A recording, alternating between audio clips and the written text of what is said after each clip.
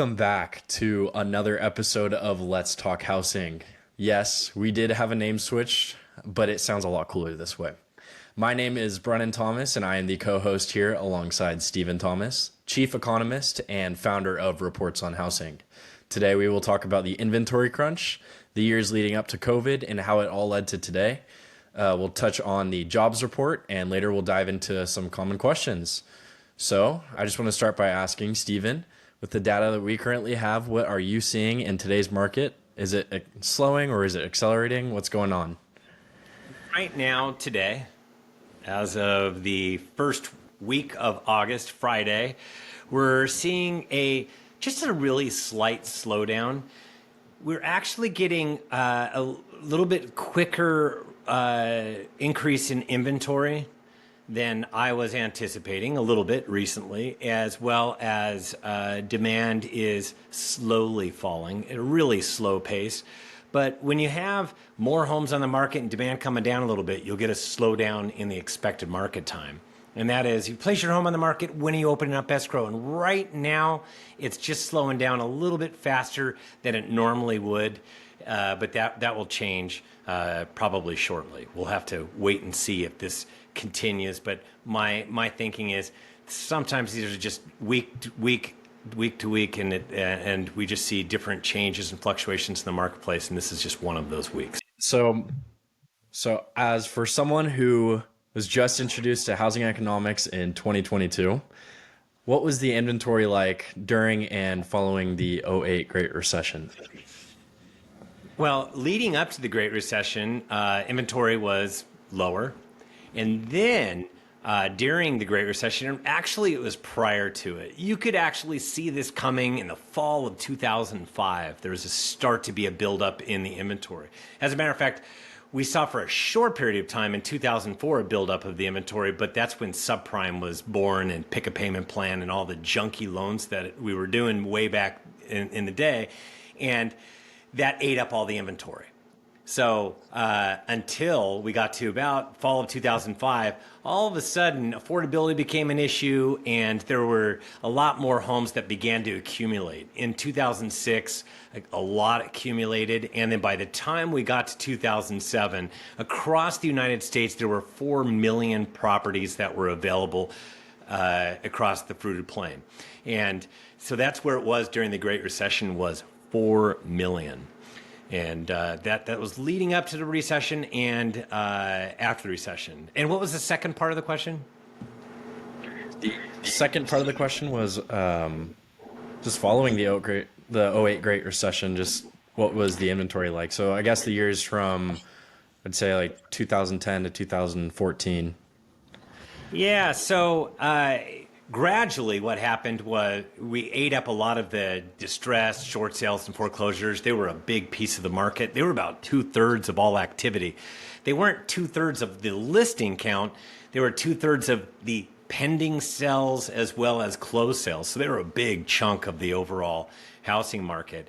And that began to, we bottomed across the country in about 2011 was the bottom, and then 2012 we started to see investors come in first, and they started to grab everything that was available. And then in 2013 it caught wind across the United States. It was not just investors, it was all kinds of buyers. Interest rates were a lot lower, and it just fueled a lot more demand, which at that point we were able to eat into the inventory. So inventory dropped to a little bit over, it went from 4 million to, it was above 2 million, but the averages during that time period were, it would peak out a little bit higher than the 2 million mark.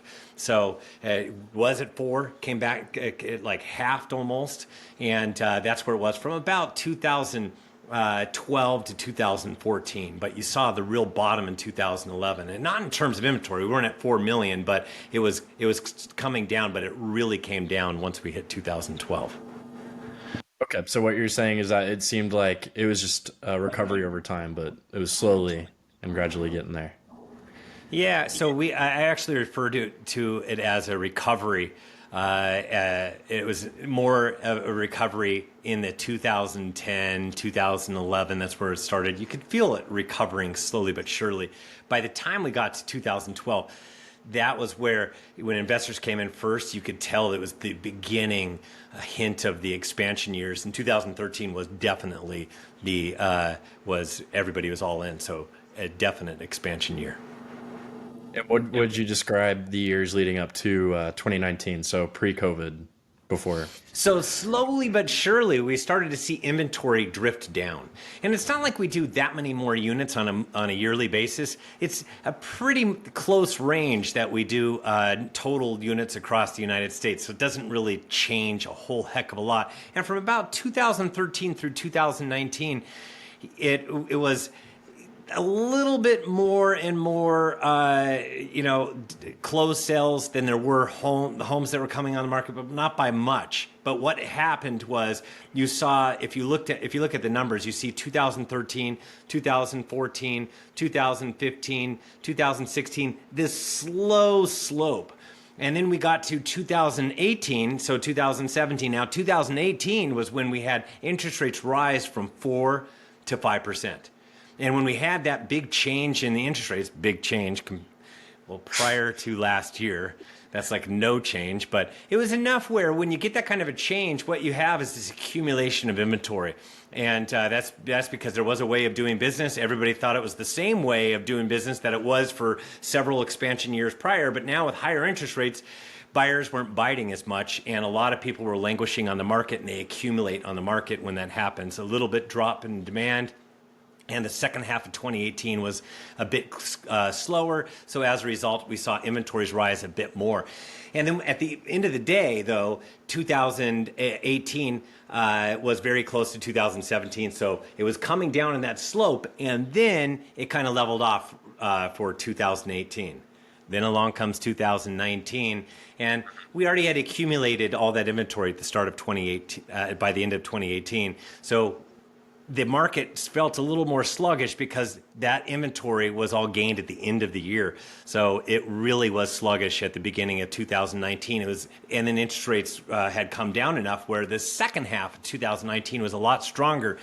We really saw the inventory come down, as it normally does. What typically happens is we reach a peak throughout the United States, and also SoCal, and also Bay Area, and all the markets that we are tracking in Phoenix and Vegas.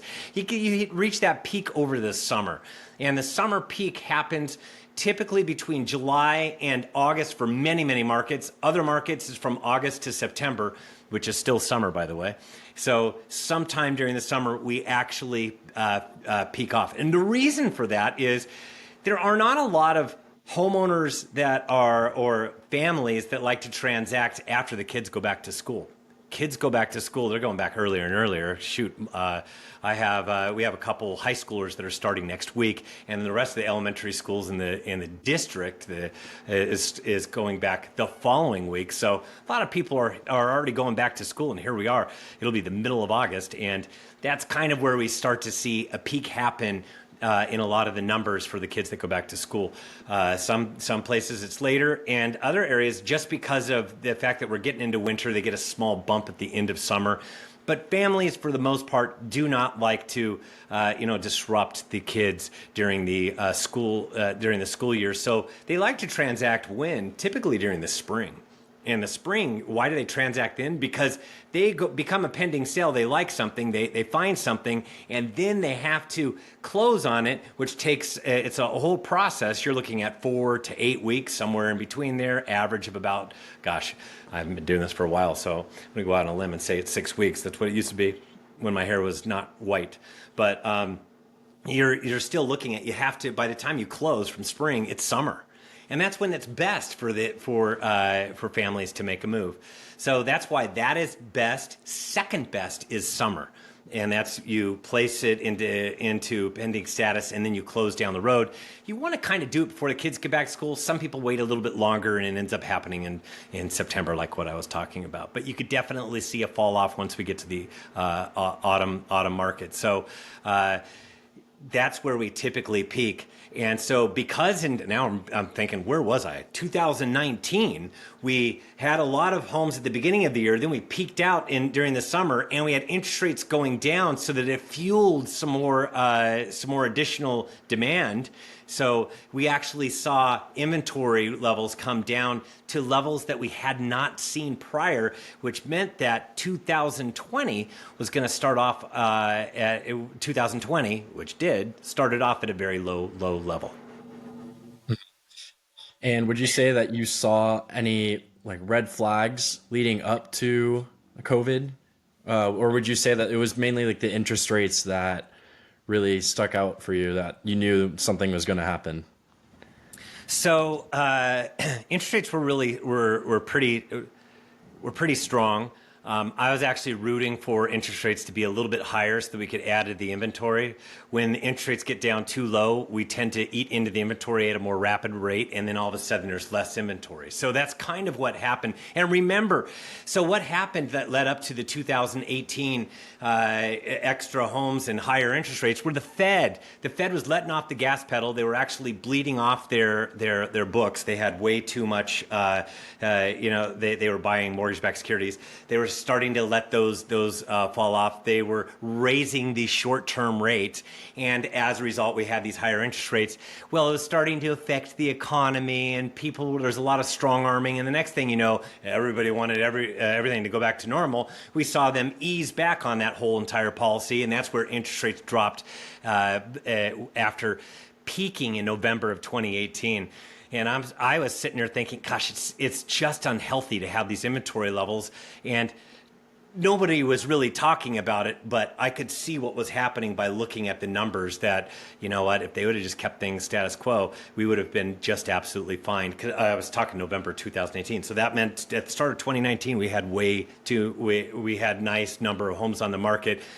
So they kept on easing off. By the time we got to the end of 2019, it was just way too hot, and interest rates got too low. It's like they could have continued to, drain their balance sheets like they were before, bring up the short-term rate again. But once again, they left the short-term rate too low for too long, and that set up what was going to be an extremely busy 2020. Prior to COVID, prior to even seeing it happening, and we were off to the races with very few homes on the market. And when you have very few homes on the market and you go into spring, that creates an incredibly hot market. Even if there are not that many homeowners coming on the market, or even if inventory starts to rise, it's just you're starting so low. Buyers enter the marketplace quicker than the homes that come on, because that's not the key season. The prime season for homes coming on the market typically peaks across the country in May. Most number of homes coming on the market. So at the beginning of the year, there's not that many. And if you're looking and there's just not a lot out there, you're competing, and that's what was happening at the very start of 2020. Well, that leads us into COVID, and the figures seemed tsunami-like when we were describing them. So where we see like an insane drop in demand to one of the craziest increases and decreases in demand levels ever. So what were you seeing during COVID? Yeah, it was everybody was freaking out during COVID, myself included a little bit. I mean, shoot, if you wanted to go for a walk, you put on a mask and if there was somebody that was taking a walk also and they were on the trail that we were on, they'd be on one side, we'd be on the other, and it was like, gosh, don't want to get their cooties. That's the way it was. Remember, everybody didn't know what was gonna happen.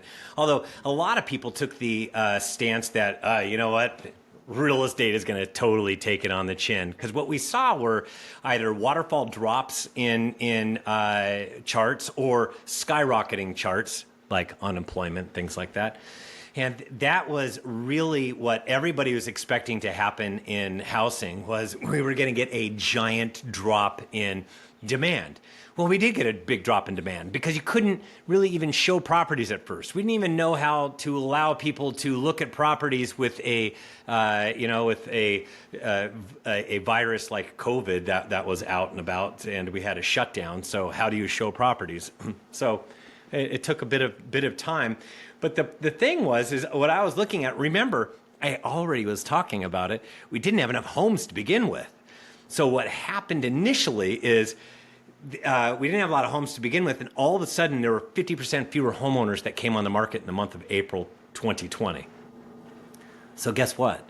So even though demand wasn't very strong, neither was the inventory adding to the inventory. So we didn't get that big, giant extra homes coming on the market. Now, think back to the Great Recession. We had a lot of homes continuously come on the market because there were short sales or foreclosures and negative things happening. But that didn't happen because back then they had so many bad deals and so much was going on that it made it so that that progression of short sales and distressed activity was going to continue. We wouldn't even have got it right away, but immediately they thought of a way of creating a bridge to the other side of this as people had to stay home and not go to work, and that was forbearance. So forbearance allowed people to stay in their homes and stop their payments and it not affect their credit score.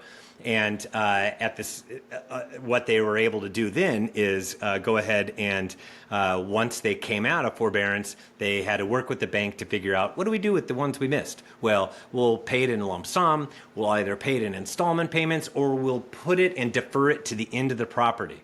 And once they did that, then they were making their payments on a monthly basis. So that's really what the kind of backdrop was. So yes, we did get that drop in demand, but we also got this drop in the number of homes coming on the market. So I was talking a lot about supply. You know, that good old-fashioned Econ 101, supply and demand. It really does make a difference because now we have this scarcity of homes coming on the market. When you have a scarcity of anything, it causes a little bit of an issue. Even if demand drops, there's still a scarcity, which is what we're kind of dealing with today. And so then where we went from there is we saw demand then do that reversal. It had that waterfall drop, but like so many things, it was like a V-shaped recovery, and that's exactly kind of what happened. Yeah. So is it safe to say that record low interest rates were to blame for the crazy amount of demand? I'm going to go out on a limb and say absolutely. There are other people that say, yeah, we have this normal number of people that come on and we have the same number all the time. And I've heard all the things that different economists say. Let me tell you, when you have interest rates fall to record lows, it's going to start to make people turn, even in the midst of a pandemic. And that is exactly what happened. So what we had is we had one all-time record low, then we had two, then we had three, then we had four. By the time we got to the end of 2020, we had 16 record lows. We hit a 21st record low in January of 2021 at 2.65%. Absurd. No one ever thought we'd ever be in the twos. And here we are at 2.65%, an absurd number. When you start to look at home affordability at 2.65%, things are looking really good. And people are going, I'm going to get me some of that. And that's what happened. So we had this increase in demand, and yet we had this issue of not enough homes coming on the market for that COVID period.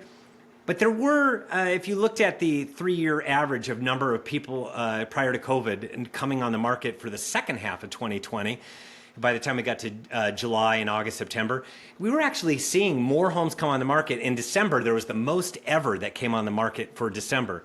But you have to see, December usually is a month where not a lot of people come on. So if you have more people come on, it's not hard to beat that number. It was nothing like what happened during the spring. So total for the year, we were down.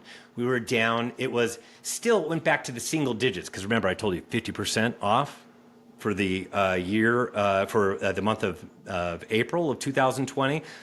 It depended upon the market. Some were as few as 50% fewer. Some it was 42% fewer, but it was kind of like what we're dealing with now, more than 40% fewer homes coming on the market. But by the time it got to the end of the year, it was single digits. It was like, it depended upon the market, between about 6 and 9% was how much it was down for 2020. How did the Fed combat this unsustainably hot housing market and economy, I guess, exiting COVID? So, leaving 2021, going into 2022. So initially when we went into COVID, we needed the Fed and Congress and everybody to step in and build a bridge to get us to the other side of COVID. The problem is, and this is hindsight, this is Monday morning, sit down in my chair, Monday morning quarterback on, yeah, I would have done things different. Well, of course I would have done things different. A lot of people would have. I'm sure the Fed wants to take transitory back. They don't want to say transitory, which is what they were saying with inflation. So, I mean, we can do this all day long, but they were buying mortgage-backed securities for too long, and they put the federal funds rate, that's the short-term rate, that's it immediately has an effect on credit card debt, automobile loans, and equity line credits. Not 30-year mortgages, but that's what short-term debt is. That's tied to that Fed short-term rate. So the federal funds rate, they had left it zero, and they left it there for such a long period of time, and they were buying mortgage-backed securities, and they were buying other bonds and different things. They had so many different programs and facilities to get us to the other side. The problem was, when do we stop it? When do we stop it without disrupting the whole entire financial system? So they erred on going too long. So they did too much. But at first, everything that they did was great. I would make the argument that we did too much towards the end, including the last package that we stuffed dollar bills into people's pockets that we didn't necessarily need to do. And how did that affect interest rates, or mortgage rates, I mean? Well, I mean, that's going to artificially keep mortgage rates down low, because as they ratchet up the Fed short-term rate, but as they keep on going, what ends up happening is that people look at where they can allocate their investments, and boy, after it comes off its base of zero and starts to go a bit higher, now your bonds are looking a little bit more attractive.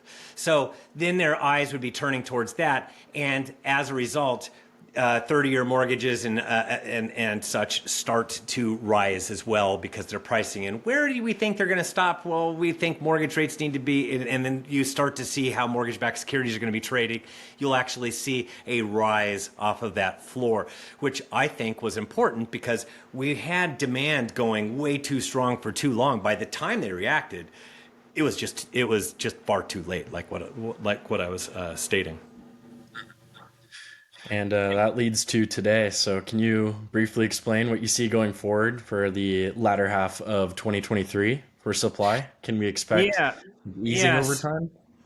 So the Fed knew they had a problem last year. By the time we got to December, they totally announced it, of December of 2021.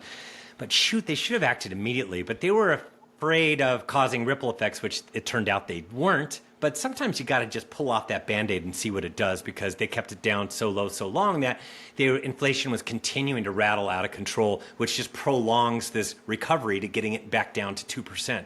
So they could have done things as early as probably November of 2021. Arguably, for me, it was the summer of 2021. They wanted to at least begin back then. They waited until March of 2022, where we were already seeing rises in interest rates as anticipated as to what they were going to do. They were already anticipating it, so go ahead and pull the trigger, for Pete's sake. That's what they should have done, but they didn't. They waited until March of 2022 to make their first bump, and then it was steady as you go after that. And then we had our most recent July shocker that they went up 0.25%.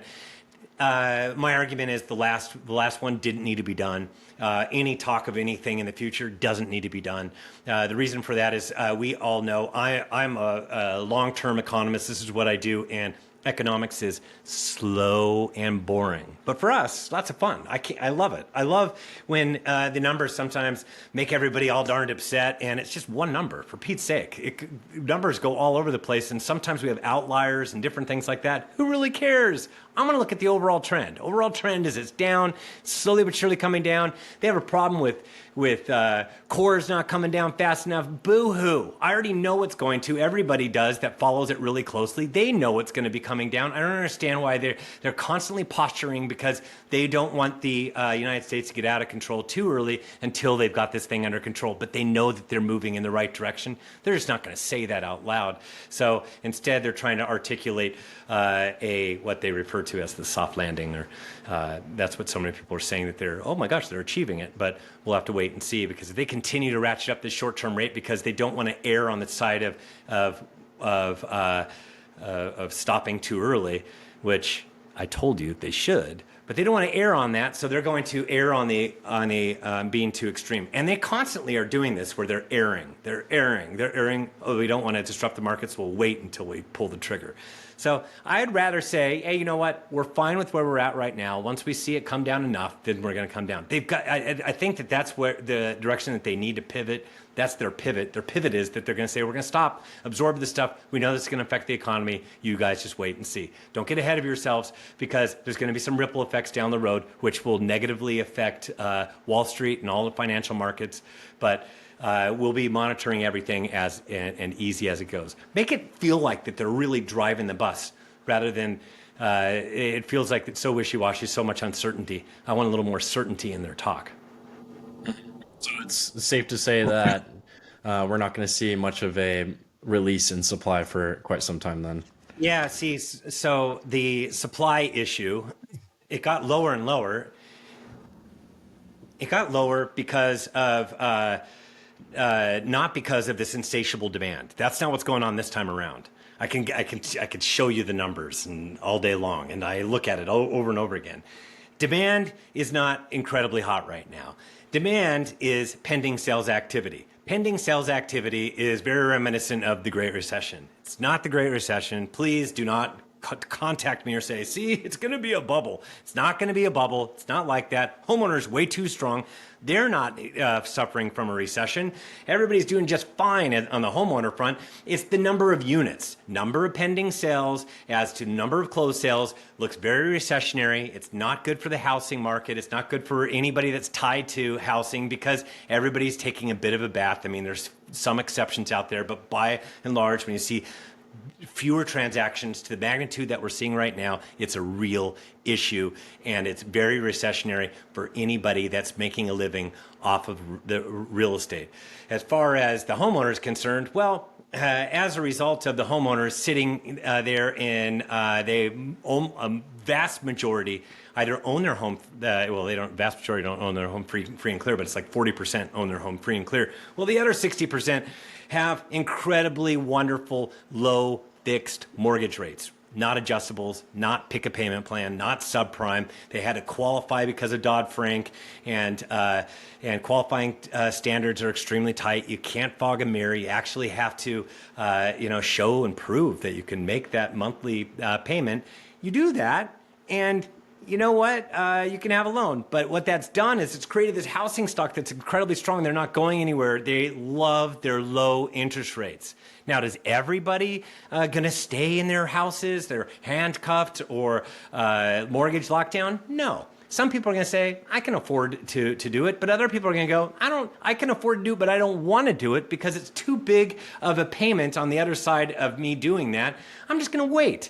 And I'm just fine with this extra money that I have on a monthly basis. I want to still go travel. I still want to do things. I'm going to stay put. And that's what's happening. So by and large, we have fewer homes coming on the market, and that is impacting.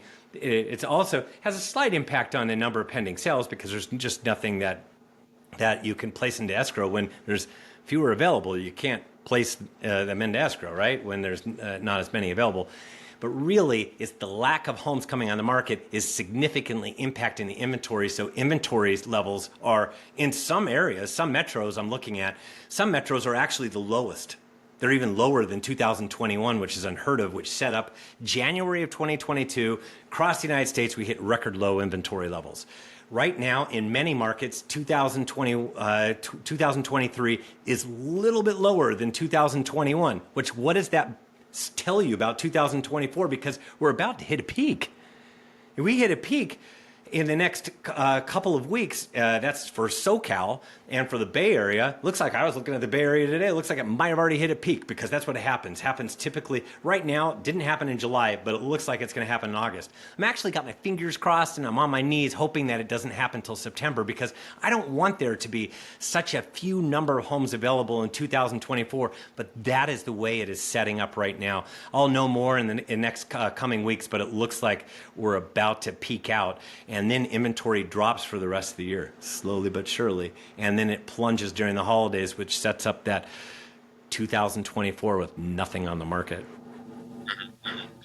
Sweet. Well, now I want to transition over to the jobs report that came out today, and we had the jobless claims yesterday. What can you say about that? Jobless claims went up like what 6,000 for the week. Hmm. Wow, from week to week. That's not that many.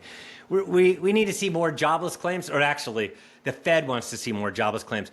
And what they're worried about is a wage price spiral. So they're looking very closely at wages getting out of control, which the wages things came out today, and it's not out of control. It didn't come down quite as by I think it was off by point 0.1 where they wanted it to come down for the month. That was expectation. So, but the ADP came out with their jobs report, second month in a row where they came out, oh my gosh, everybody got hired. And then along comes the jobs report, and it's less than expectations. Once again, less than expectations. So for Pete's sake, everybody on Wall Street, every investor out there, stop looking at the ADP numbers. It'll kind of may give you an idea, but it typically does not.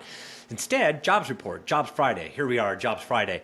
And it beat. It was lower than expectations a bit, but you know what? Still lower than expectations, and unemployment still went down a little bit as well. We need, because right now we're stuck in this interest rate land of right around 7%. It went a little bit higher this last week, but it's right around 7%. And we're kind of stuck here until we start to see a better handle on inflation numbers, as well as if anything else slows in the economy, which I think we're going to start to see in numbers as we move along for the rest of this year. Maybe later on this month we'll see some, but that's where things are at. So actually, these were good news pieces, because I think interest rates. The big news was yesterday was we had hit the 10-year Treasury hit its highest level in super long time, a long time. It's great to So see. yeah, so we were up there as far as interest rates were concerned, but we didn't beat what we hit in October, and now today they're down again because of that jobs report, and it's so wishy-washy. This thing will be absorbed, our credit rating thing. I don't know if you're going to ask me that question, but yeah, definitely. Yeah, well, with these, I guess, good readings, what would you say the Fed is going to do for the remainder of the year? Hopefully, sit on their little hands. For Pete's sake.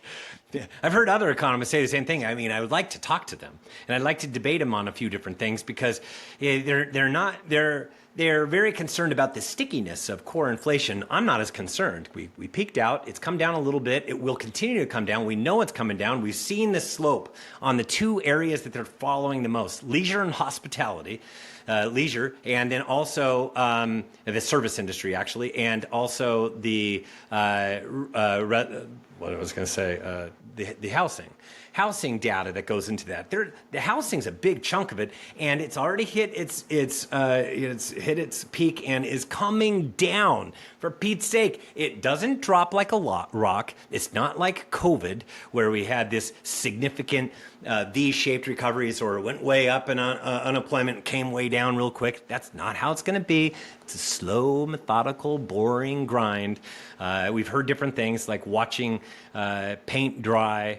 It's like watching, oh, my wife, she made tomato. She made tomatoes. She didn't make tomatoes. She planted tomatoes, and we were watching that thing. There was nothing. Then we saw a flower, and then we saw a little tiny little green tomato and a bigger green tomato. And guess what? We picked that tomato. And there's one more tomato on there. But we picked it. If I would have sat there and watched the whole thing, I knew that tomato was going to happen. But it's going to take time. So nothing you can do or say, you can ratchet up the short-term rate. That's not going to make that tomato get any riper any faster. I'm so sorry. You can go ahead and try to disrupt the whole entire economy and collapse the economy so that we can get that 2%. But you know what? Just be patient. Sit on your hands. And I think that they're going to be hard-pressed not to do anything unless we see something totally out of the normal, Now, out of the yesterday, ordinary. we saw the second highest mortgage rate, which was 7.20% since mid-October 2022, where rates were 7.32. Do you see it surpassing these readings at any point this year, or could negative economic readings hedge against it? Well, I guess positive, but Yeah. So yeah, it wouldn't be positive reading. It would be negative readings. Any negative readings is the hedge against rates going up any higher, and that's kind of what we're going to start to see. We're going to see inflation come down, and that's going to be the hedge against much higher rates. Unless there's something unforeseen and the economy starts barreling out of control hotter, that's what's keeping interest rates where they're at today. The range is 6.5 to 7.5%. We're stuck there because the economy is too hot. But we're going to start to see some things peter out because we've had these interest rate changes so drastic in 2022. They take time to hit the overall commercial real estate, apartment buildings. There's so many different places that it can hit. And it's just going to take time for all this stuff to hit. So we're going to see it in those. We're also going to see that student debt, they have to start paying their student debt come, this month. So now they're paying their student debt. We're going to start to see that in spending. And there's just going to be different aspects of the economy where we're going to feel this bit of a slowdown.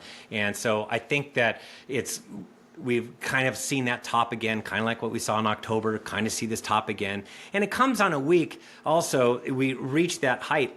Understand that part of that height is it's the fact that the United States got a different credit rating. It's a bunch of Bologna. You can actually hear a lot of some really smart people talk about it. And you know what? The United States, at the end of the day, it's not like a household debt or a company's P&L statement and they're spending it at a negative sign too much. That's not the way government operates. Governments don't operate that. There is always an appetite for the United States debt. We're one of the strongest countries. That doesn't mean that we shouldn't be doing a better job of managing our money. We definitely can. But people say, Stephen, are you extremely concerned? No, not really extremely concerned. But for the minute that somebody does one of those credit changes, it totally disrupts things. And what do we see? We saw interest rates go up as well as bonds go up and different things along those lines. You know what? That too shall pass. Like everything, like everything else, we'll be past it. It's not as big of a thing as what people are making out to be. It's kind of like the big giant regional banking system. Oh, it's going to collapse, and the whole thing's going to be calamitous. And we saw that was reversed. We saw a big giant drop in rates as well as drop in 10-year Treasury, and that fixed itself right away as well. So you know what? People like to make a bigger hay about nothing, and that's exactly what this is a lot of hay about nothing. Sweet. I'd like to transition to some common questions and themes that we're seeing fairly common everywhere. So, as a real estate agent who's also an owner of vacation rentals, and Big Bear mentioned the slowing for rentals like Airbnb and an uptick in the sales inventory. What do you currently see in the Big Bear market? Yeah, so I took a look at the Big Bear market. Big Bear market's actually a little bit slower. And there are some areas where they're seeing some slowness in these vacation places, but there are other areas where it's not hitting it as hard. So you're going to see these different little snippets around the United States. And the problem is any snippet that you see around the United States, they tend to talk about it quite a bit, and it makes it sound like it is this macro problem across the United States. It's not a macro problem across the United States. We have Airbnbs all over the place. Big Bear is not the only place. And they have a lot more people that are selling up in that area. It's not just Airbnbs. If we had a flood of Airbnbs, we would see it, wouldn't we? We'd see it in the data. We have a problem. We don't have enough inventory. So the data is more than welcome just about everywhere. And I know here I am in South Orange County and along the coast, we have an inventory issue here as well. So there's inventory issues all over the place. So, and then really what's it kind of chaps my hide about the Airbnb bust is it's just a few different owners and all that stuff can make a story. And that's the way stories work. If a lot of the press, they ask for, does anybody feel this right now? And they'll go interview them. And when they interview them, it makes it sound like it's a macro problem when really it can be a micro problem. It can even be one individual problem. I've had people talk about different sides of a city, a certain zip code and things like that. You're getting so granular that things can change on a dime, and it might just be some strange data piece that is just an outlier. You just can't, you don't know when you're looking at something so small. You got to look at the big picture. I think we'd see a few more homes on the market, which is more than welcome. I told you, we need more inventory. So welcome aboard anybody that's having a problem. And people think it's going to be a bust and they're going to be foreclosures and short sales and stuff like that. A lot of these people have a lot of equity in their houses. They could turn around and sell it. I already told you, not enough homes on the market. There are a few exceptions out there. Big Bear, you just have to be a little bit more mindful in placing your home on the market at the right price. But we don't see values plummeting or anything like that, because the discrepancy between everything else that's around it and Big Bear would look, wow, that looked great. So we're not seeing anything plummet. It's just we're seeing a transition to a bit of a slower market in some areas like Big Bear. So what you're saying is that we won't see an uptick in listings or like a crazy increase, even though the Airbnbs and all these rentals are seeing just sort of a struggling time. Just to elaborate. Yeah, it's some Airbnbs are, but shoot, I had such a hard time booking something in Michigan, and I stopped looking. You know, one of those procrastination things where I said, yeah, you know what, I'm going to book that trip to Michigan because your cousin was getting married, our niece, and I was ready to go and all that stuff. I didn't do it. I had a whole bunch of properties that I liked, but when I went back, and I still booked it way in advance. I'm talking in advance. I'm talking, this was in the throes of a bad real estate time, October of 2022. So, and then I finally went about and did it. I think I did it in December of 2022, and half of what I was looking at was already booked. So it just depends. I mean, you can make a big story about nothing, and that's, I think, what people are doing. And not everybody's made out to be Airbnb owners, and you know, there's different ways of doing it. I had somebody that was great, that thought they were great at Airbnbs. I've done a lot of Airbnbs or VRBOs or whatever, and we went to one, and they just didn't. The hospitality wasn't as good as what I would normally get with it. So, you know, if you're going to make it shine, you're going to do really well. You're going to get these 5-star reviews, and people are going to want to go to your place. If you're going to lackluster, let poison ivy grow all over the place, and then if you put a semi-bad review where you say, hey, you know what, you really need to clean up this place, they could have said, this is an actual experience. They ended up telling me that you know what, if you don't take that down, then we're going to sue you. That's not poison ivy, and it was poison ivy. We took pictures of it and everything else. But you know what, take care of the problem. Bring us extra towels. When you say you have an air mattress, have an air mattress.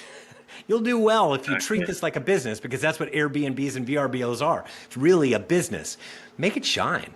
Make it fun. And people are going to go. I've been to places. We went to Oceanside. That's right down the street from us last year. And we went there, and it was like I think it was the Mermaid Cottage. We went in there, everything was decked out like a mermaid and all that stuff. It was so fun. Kids loved it. We had a good time. Everything was painted aqua, and they went with the theme all the way, and we loved it. And they knew what they were doing. These people were in it to win it. Other people, they're just your mom and pop Airbnb. They might have one or two, and they don't really treat it like a business. I'm going to say that maybe that has something to do with things. Yeah. Well, awesome. Thank you for joining us for another episode. I'm just going to have to conclude us here. And if you'd like to learn more about the current housing market, go check out our YouTube or subscribe to our reports from our website, which is reportsonhousing.com. We currently cater to Southern California and the Bay Area, with expansions coming soon. So if you sign up today, you can use the code SUPPLY for 1 free month, and it will be available until the next episode. So please leave us a good review, and if you have any questions, feel free to post it on any of our social media, or you can even email me at info@reportsonhousing.com, and we will see you soon, and have a great rest of your day. Thank you. Thank you.